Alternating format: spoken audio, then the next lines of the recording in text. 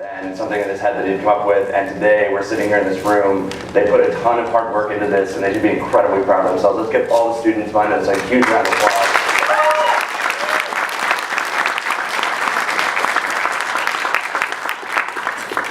As somebody whose full-time job it is to work with students and faculty on campuses to put on events, I know exactly how much work goes into this stuff. Once again, I'm incredibly proud of these students for being able to accomplish so much. So, I'm going to tell you about this movement that's exploding literally all over the world right now. Most students, when it comes to the way they think about school, they can't wait for that bell on Friday so they can go home for the weekend and not have to think about anything besides maybe some homework that they'll probably do on Sunday night. And while there's all those students around the world who have that mentality, there's a growing movement of tens of thousands of students who are actually flocking back to college and high school campuses on weekends to literally spend their weekends learning. Which sounds completely counterintuitive. No, they're not in weekend suspension. They're actually there because they want to be there, and I'm going to tell you how that's happening.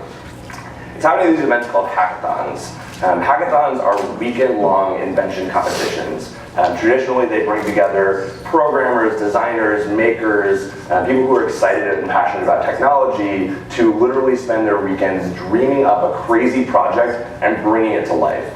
When I talk about hackathons during this talk, I'm going to be talking about the ones that I'm most familiar with, the ones that Major League Hacking typically works with. But I think there's a lot of learnings we're going to be able to take away from these that you can apply even to non-technology related fields. So I've got a couple of objectives for what I want you to take away from this talk today. I want to highlight those quickly. The first one is I want to help you understand the hacker movement. When I say that this is a growing movement, it's exploding, there's tens of thousands of students, I want to give you a little bit of context. Roll back the clock to 2010 when I got my start in student hackathons. We were lucky to have one event a month and maybe 100 kids. Last year alone, 50,000 students around the world participated in these events. So it's absolutely exploding. And this is something that students are so passionate about, they're literally giving up every single weekend of the school year to go to these things. It's insanely important to them, and I think there's a lot we can learn from it. So I want to help you understand what's going on and why it's important. And I also want to talk to you about how you can bring this stuff to your students. Not only hackathons in the traditional sense, the ones that we help put on with Major League Hacking, but also a lot of the hackathon mentality, the things that we can take away from hackathons that we can apply to learning literally in every single field. So as I mentioned, I'm Swift. I'm the CEO and co-founder of Major League Hacking. If you're interested in getting in touch with me, my Twitter is SwiftAlpha1, and on email, I'm swift@mlh.io. I'll be here the whole conference. I'm here with also Tim and Lee from Major League Hacking. Raise your hands. They're right there. You should definitely talk to them as well.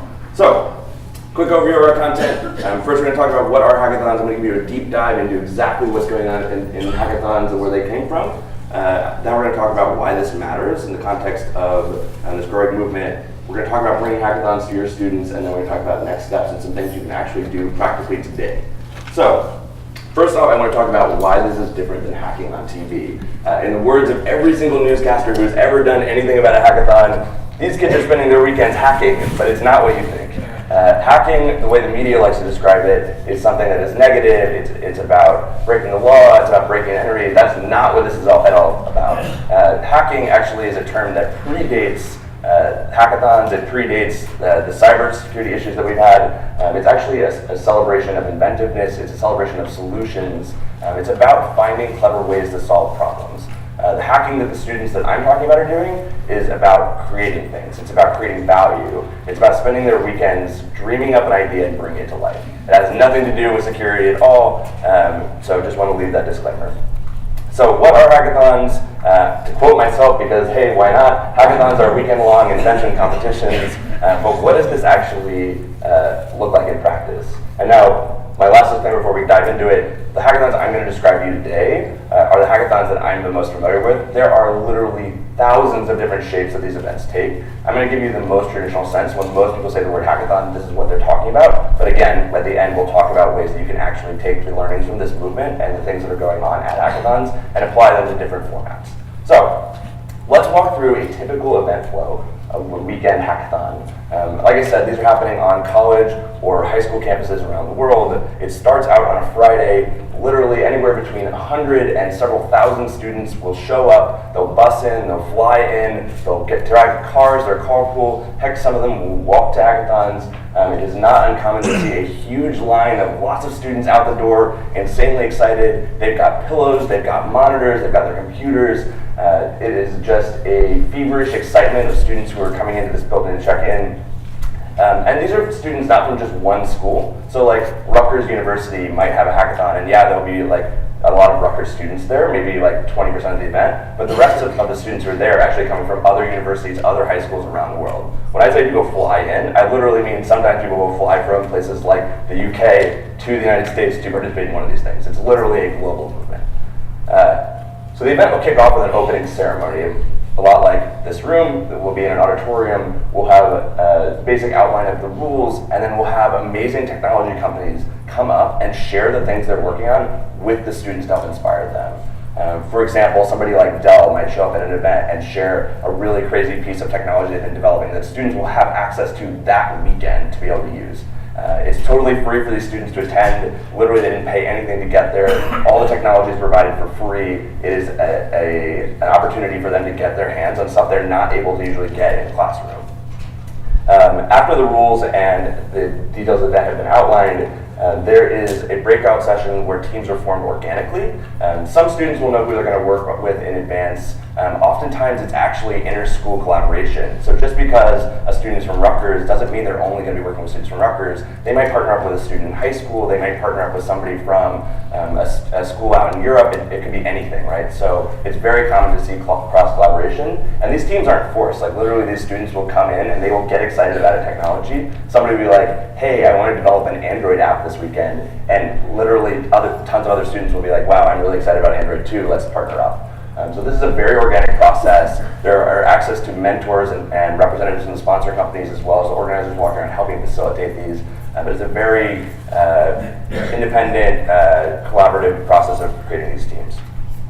Once they form the teams, they literally spend the remainder of the weekend, anywhere from 24 to 36 hours, bringing whatever crazy idea they got inspired by to life. Literally, this could take the form of anything. It could be a website, a mobile application, a robot. Heck, my co-founder was in a self-driving car that somebody made over the course of a weekend. Like literally, the possibilities are endless. They could be anything. Honestly, literally, I've been doing this since 2010, and every single weekend I go to an event, I am blown away by something that I get to see. It never ceases to amaze me, the kinds of things that these students are able to bring to life. While they're hacking, there's expert mentors walking around. There's technology that they can get their hands on. If you go to a Major League Hacking event, literally students have access to everything from software to hardware, devices, peripherals, computers. If you can't afford a laptop, we've got one for you to hack on. So this is an opportunity for students to literally get access to people they would never have access to and things they would never get access to. They only take breaks for fun, food, and sleep. Literally, it's very common to see students break out for games like cup stacking, which is an engineering game where they have to stack the tallest cup tower, or a challenge where maybe they'll have to code a website without looking at the output. It's anything from camp-style games to games that are engineering themed to encourage them to build more things. Food is free. There's snacks, there's drinks, there's meals, and people sleep at the venue over the course of the weekend, typically. At the end, the event converts into a science fair, which you can imagine what that's like. All the students are presenting the technology they made over the course of the weekend. And judges, as well as people from the public, are walking around, literally getting to try out this amazing technology these students built over the weekend. At the end, some of the top teams are selected from that science fair expo, and they demo on stage in front of everybody, and they get to show off this amazing technology they made. And then, after that, everybody goes home and they crash, and they do it again. There are some prizes awarded. Typically, hackathons are structured as competitions, but I actually like to think about it as like a marathon. There are lots of people who run a marathon because they want to win. There's a lot of people who are like professional runners that go to every marathon, they do that. But most people go to marathons because they want to challenge themselves, they want to try something new, they want to hang out with their friends and do a fun activity. And that's what hackathons are. A lot of the prizes that we give out encourage students to continue to hack or give them unique experiences they wouldn't be able to get for themselves, like a cool trip. So, it's really hard to talk about hackathons without talking about Major League Hacking. We are the official student hackathon league. Every single year, we're helping support a growing movement of these hackers, these students on college and high school campuses. It's not just hackathons. We actually view ourselves as a lifestyle brand for these students who are going out spending their weekends building and making things. Our mission is to empower hackers. That's why we became a certified B Corporation in 2016. We're really excited about this. If you don't know about B Corps, they are a movement of for-profit, mission-driven companies that do a lot of good for the world, and we're really excited to be part of it. Last year, we helped support 93 12-hour hack days on 6 continents. In addition to that, we supported 142 weekend-long hackathons. At those hackathons, 51,000 students participated in those events, literally all over the world. We have 2 leagues, one in North America and one in Europe. It's amazing to see where we come from. I'll show you some numbers. But to give you a little bit of context, when I started Major League Hacking in 2013, we started with 8 events and 2,000 people. And this is where we'll be able to go in just 2 short years. Major League Hacking, we work with students, administrators, and faculty to help them bring this experience to students on their campus. And this is something you're excited about. Like literally every single week, we work with anywhere between 5 and 15 events literally around the world to help them do this. So we'd love to talk to you about it if it's something you're interested in as well. So what are the kinds of things that students make at these events? And I want to share a couple of stories with you of actual students from actual events and the kinds of things they've done. And kind of the motivations behind these things. So the first one is that hackers love to express themselves. For me, personally, programming is closer to art than science. It's something that I use to tell a story about how the world around me should work and the ways that I want to interact with it. For a lot of students, this is a place they go to literally express their emotions. When you see a great hack, you feel the emotions of the person who made that hack felt when they dreamed it up. So I want to introduce you to Steph. She's a hacker over at the University of Maryland. She is also on the Major League Hacking Community Council, so she's a representative of hackers around the world, helping us to better serve them. She has this awesome habit of combining art with technology in really clever and amazing ways. She does this very depth process, what I think is a great example of some hacks that exemplify how technology and non-traditional technology fields can be combined. So Steph was at a hackathon and she was inspired by a photo. She wanted to figure out a way to capture that photo and use technology to highlight it in a very clever way. So she spent her weekend at an art supply store getting paint, a frame, a canvas, everything she needed to paint this beautiful mountain landscape, which she did herself during a hackathon. She wanted to create something dynamic that people could experience that same emotion she felt when she saw that photo over the course of the weekend. So she combined this art, this painting that she literally made during this weekend, with a bunch of LEDs on a grid to create an aurora borealis that was powered by LEDs in an Arduino, which is a very tiny computer. It was a really amazing example of how students are taking something that is not technology and combining it with technology. They also love to find clever solutions to real problems that they have. This time I want to introduce you to these 4 gentlemen. It's Sharik, Gufreet, Victor, and Harman. These students wanted to demonstrate how hackathons are actually open to anybody, even if you can't program at all. They are all actually software engineers by background, but as part of hacker culture, we believe that anybody should be able to come to a hackathon. So they wanted to demonstrate what a hack would look like if you literally didn't know how to code at all. So instead of getting to a hackathon and whipping out their computers and trying to spend time dreaming up some crazy technology they could make on the internet, they literally went to a hardware store and bought things like tarps and woods and staple guns. And they showed up to solve a problem that they had when they were camping. They wanted to make an inflatable mobile shower that you could hook up to any restroom sink and actually be able to take a shower. So imagine you were at camping, or you were in a place where there's not easy access to showers, or imagine maybe you're homeless and you don't have access to a regular restroom. These students made it so you can use any public restroom to actually clean yourself, which is awesome. There's no code written involved in this, there's no robots. It was literally a project they made at Home Depot that had amazing implications for lots of people around the world. They brought to life over the course of a weekend. Here's a shot of Shark in the actual shower. Pretty cool. Hackers also love to enhance their world. Now this is something that I think is a big part of the hacker mentality, is looking at the way things are and imagining what they could be. I want to introduce you to Matt. Now, Matt is a hacker over at Purdue. He wanted to find a way to make his experiences as a college student even more amazing than he thought they were already. So he gathered a group of his friends and they brought their microwave from their dorm room to a hackathon, and I've got a short video showing you what they did with it.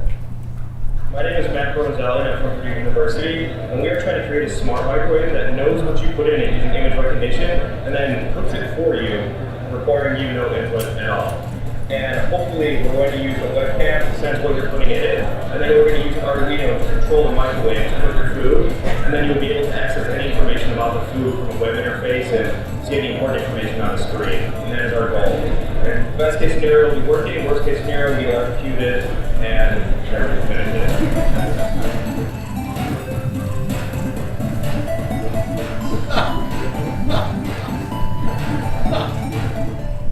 So, as you can see, students love to take objects that they can find in the real world and figure out things they can do to make them even better. The smart microwave did sort of work at the end. It was a fun project. These students, they were engineers by background, but there's examples of students who literally have no background in engineering at all, coming in on a Friday, imagining something like being able to control a remote control car with their phone, and spending the weekend learning how to do it and actually implementing it in real life, knowing nothing from when they came in.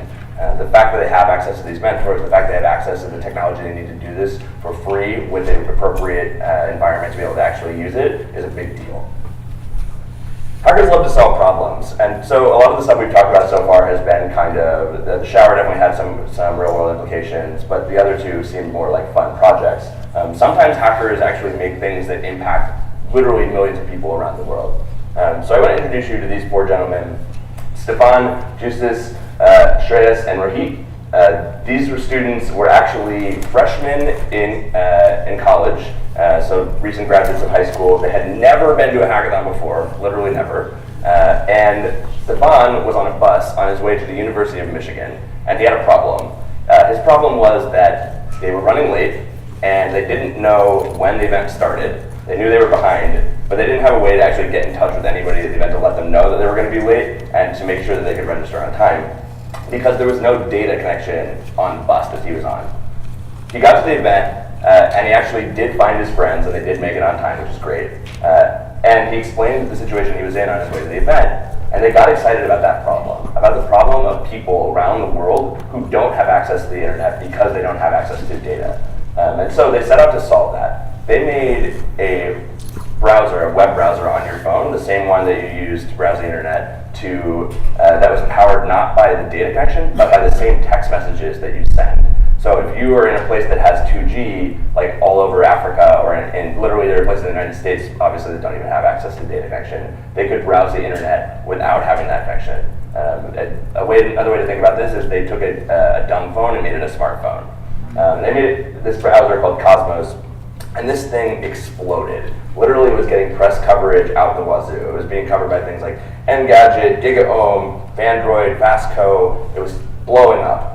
People were really, really excited about this hack. I can't even imagine what their bills for the text messages looked like. I'm sure it was insane. But they ended up getting into Techstars Detroit, which is a really prestigious startup accelerator, and they won the Major League Hacking Rookie of the Year prize because they'd never been to a hackathon before when they made this. Now it's a real company, and they're actually out doing things. They've raised money, and they're out building this amazing technology and helping empower people around the world to access the internet that don't have access to it.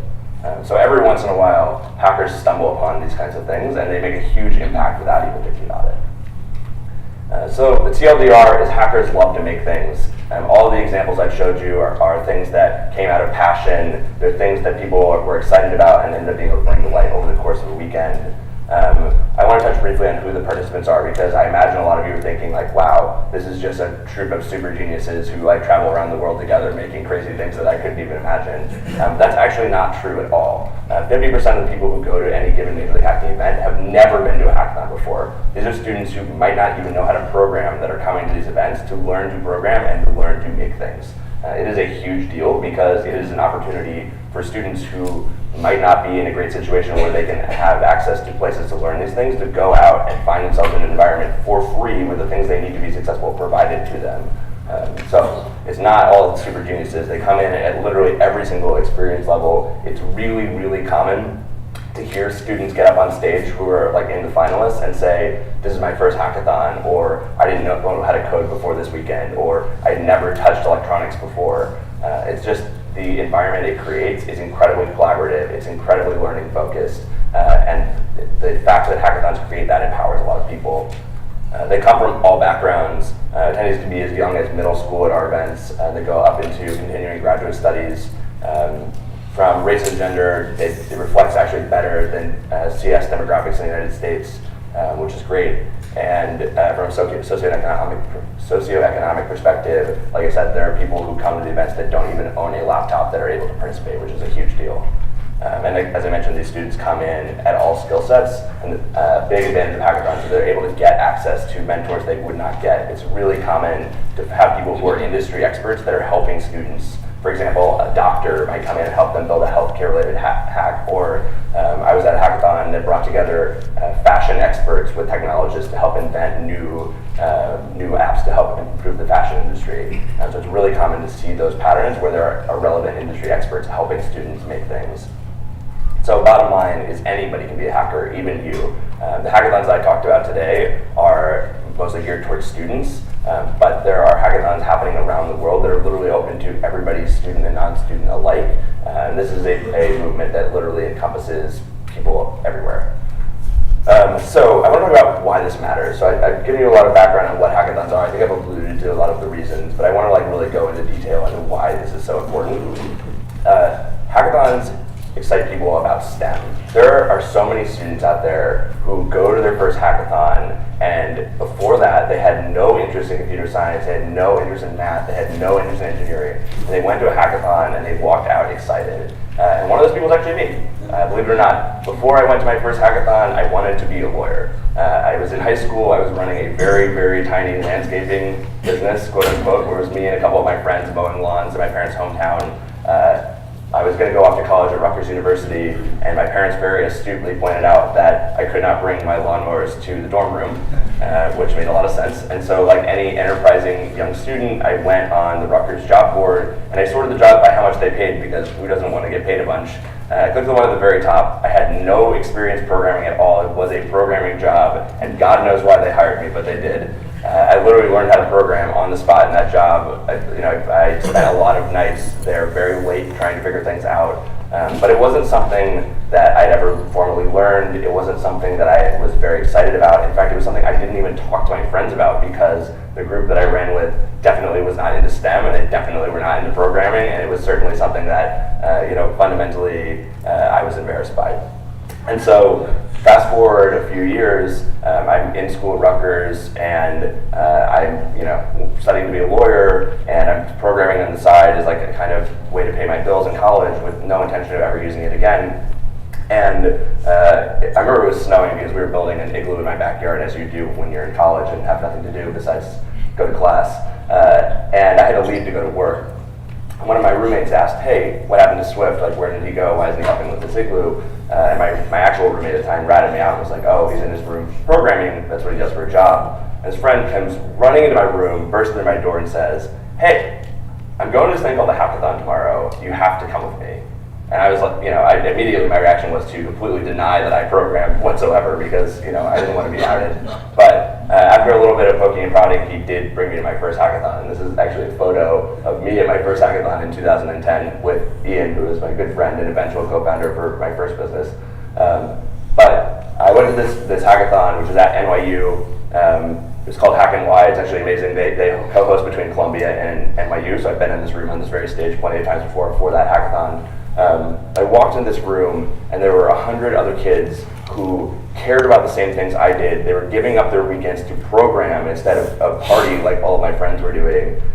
It was a community I could belong to. It was something I could get excited about. It piqued my interest in building things. I spent the whole weekend building a mashup of Facebook and Dropbox. It was a file sharing network for your friends, so you could share files with your friends, like movies and things. It didn't even end up working. It just totally bombed. But I went home at the end of the weekend. I stayed up for 24 hours. I was exhausted, and I completely crashed.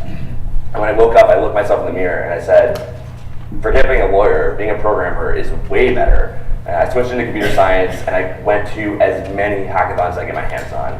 Before that hackathon, I had no interest in programming at all. I didn't even think about it. And that one experience of going to a hackathon completely 180'd my life. I was so excited about it. I actually started a company while I was in college called Hacker League.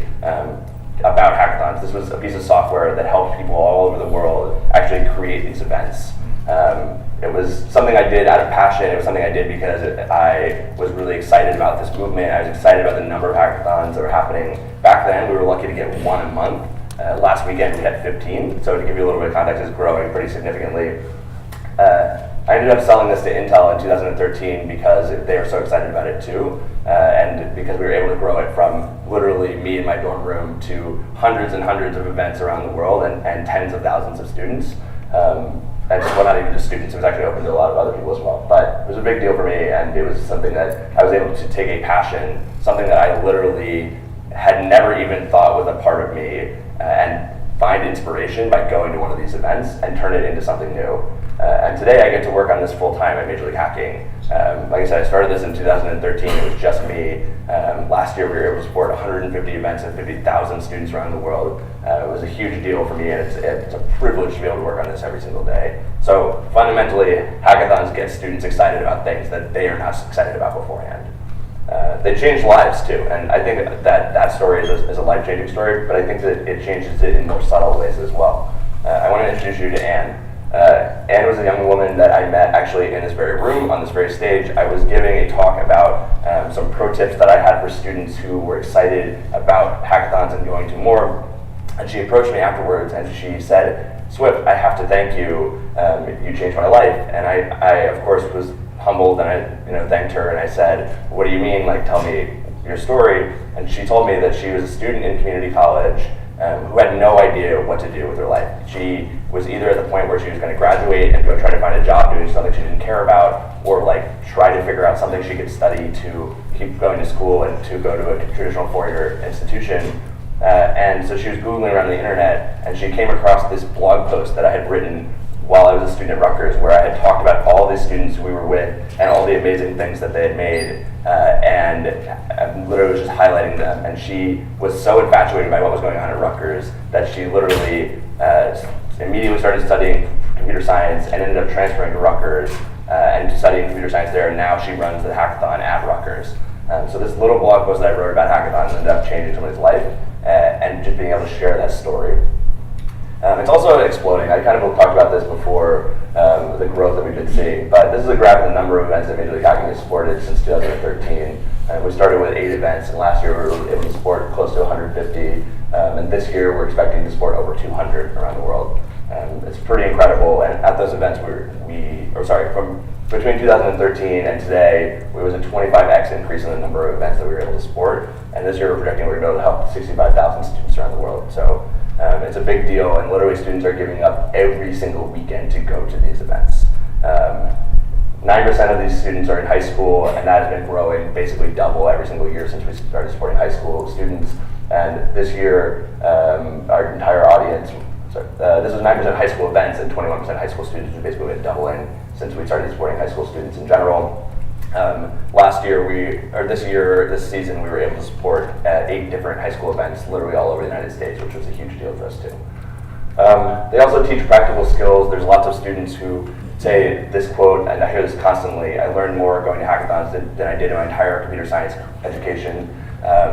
For me personally, I can attest that is probably true. I ended up getting my first job because of skills I was getting at a hackathon, not because of computer science classes I was taking. They definitely help, but students want to get access to practical skills, not just theory, and hackathons provide a venue for them to be able to do that. We do a giant survey of all the hackers who participate in our events. 89% of them say that they're getting skills at a hackathon that they're not getting in a classroom, which is, it's huge, right? As educators, I'm sure that you recognize the importance of inspiring students to continue their education when they're not sitting in front of you during a lecture, and hackathons are a great example of a place where that's happening. At the end of the day, employers want to see projects. Like, as somebody who reviews hundreds of resumes constantly, I can't tell you how many students have the same 3 class projects that every single student does. I'll go to a career fair at some place like Rutgers or Columbia, and literally every student is handing you the same piece of paper with the same 3 projects on it. Hackathons are an opportunity for students to literally create something new over the course of a weekend. Like, literally you can change your resume in one weekend. So it's incredibly important for them to actually get that experience and to get stuff that employers want to see. They spawn innovation. what do these companies have in common? It's not that just their logos are blue, it's that they all have internal hackathons or they support hackathons in some way. It's like the big names that students want to work at, and they're really excited about students who are excited about building, who are excited about innovation, who are excited about hackathons. And they also create opportunities. So this is Shark. Shark was a hacker down at the University of Maryland. They had no computer programming or hacker culture at all at the time he's there. They had a CS education, but like nobody was inspired by it.